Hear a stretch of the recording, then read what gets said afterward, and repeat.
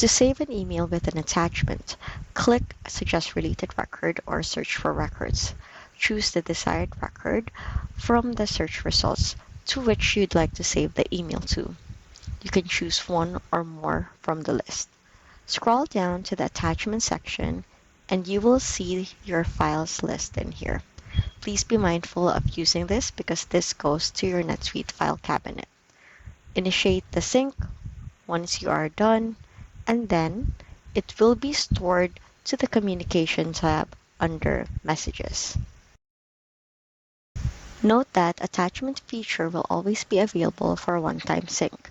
When you use the thread-based autopilot, it will only attach the initial file that you selected when you activated the sync. For email address-based autopilot, it will not include the attachment. This is by design on feedback from customers that are concerned about using up their allotted NetSuite storage space. If you receive an email with attachment that you want to attach to NetSuite, you can upload them manually, attach them via OneDrive or SharePoint integration, or cancel the autopilot and forward the email to yourself. Attach the files and re-enable the autopilot.